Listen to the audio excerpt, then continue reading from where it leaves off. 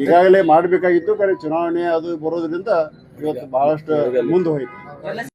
ಅಂತೇಳಿ ಬಹಳಷ್ಟು ಪ್ರಯತ್ನ ನಡೀತು ಸ್ವಾಮೀಜಿಗಳು, ದೊಡ್ಡ ದೊಡ್ಡ ರಾಜಕಾರಣಿಗಳು. ಅದು ನಡೆದಿದ್ದು ನಿಜಾನ? ಒಂದು ಊಹಾಪೋಹ ಇದೆ. ಅಲ್ಲ, ಊಹಾಪೋಹ ನೋಡ್ರಿ, ಏನಾರೇ ಸ್ವಲ್ಪ ಏನಂತಾರ ಉರಿ ಇಲ್ದ ಹೊಗೆ ಅಂತೂ ಬರುದಿಲ್ಲ.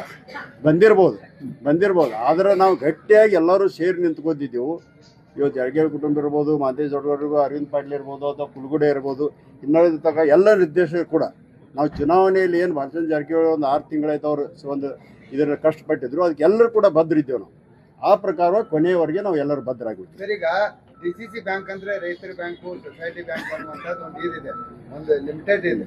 ಅದನ್ನ ಜನರಲ್ ಸೆಕ್ಟರ್ಗೆ ಅಂದ್ರೆ ಜನರಲ್ ಲೋನ್ ಕೊಡುವಂತಹದ್ದಾಗ್ಲಿ, ಬೇರೆದವರಿಗೆ ಲೋನ್ ಕೊಡುವಂತಹದ್ದಾಗ್ಲಿ, ಬೇರೆ ಸೆಕ್ಟರ್ಗೆ ತರುವಂತಹ ಪ್ರಯತ್ನ ಇಲ್ಲ.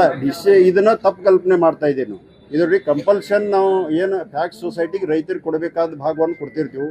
ನಾವು ಹೊರಗಿಂದ ಏನು ಡಿಪಾಸಿಟ್ ಮಾಡ್ತೀವಿ ಅದು ಕಮರ್ಷಿಯಲ್ ಲೋನ್ ಕೊಡಬೇಕಾಗ್ತದೆ. ಅದ್ರ ಶಿವಾಯ ಲಾಭದಾಗ ಬರೋದಿಲ್ಲ. ಅದನ್ನ ಎಷ್ಟು ನಾವು ಅದಕ್ಕೊಂದು ಲಿಮಿಟ್ ಅದ. ಅಗ್ರಿಕಲ್ಚರ್ ಲೋನ್ ಪರ್ ಎಕರ್ ಎಷ್ಟು ಕೊಡಬೇಕು, ಅಥವಾ ಎಷ್ಟು ಸ್ಕೇಲ್ನಾಗ ಕೊಡಬೇಕು, ಎಷ್ಟು ಎಕರ್ದು ಕೊಡಬೇಕು, ಅಥವಾ ನಮ್ಮ ಎತ್ತಕ್ಕಂಥ ಸೆಂಟ್ರಲ್ ಗೌರ್ಮೆಂಟ್, ಸ್ಟೇಟ್ ಗೌರ್ಮೆಂಟ್ ಬಂದದ್ದು ಶೂನ್ಯ ದರದಲ್ಲಿ ಬಡ್ಡಿ ಎಷ್ಟು ಕೊಡಬೇಕು ಅನ್ನೋದು. ಅದನ್ನು ಬಿಟ್ಟು ನಾವು ಬೇರೆ ವ್ಯವಹಾರ ಮಾಡ್ರನ್ನ ನಮ್ಮ ಬ್ಯಾಂಕ್ ದೊಡ್ಡದಾಗ್ತದೆ ಅಥವಾ ಬೆಳೀತದೆ.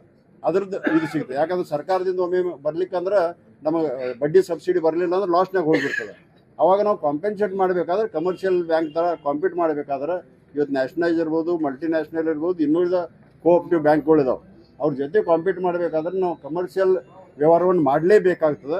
ಈಗ ಭಾಳಷ್ಟು ಕಮ್ಮಿ ಅದ. ಇದನ್ನು ಮುಂದಿನ ದಿನಮಾನದಲ್ಲಿ ನಾವು ಬರೀ ಬ್ರ್ಯಾಂಚ್ ಮುಖಾಂತರ ಅಲ್ಲ, ಫ್ಯಾಕ್ಸ್ ಸೊಸೈಟಿ ಮುಖಾಂತರ ಕೂಡ ಮಾಡುವಂಥ ಒಂದು ಉದ್ದೇಶವನ್ನು ಹೊಂದಿದೆ.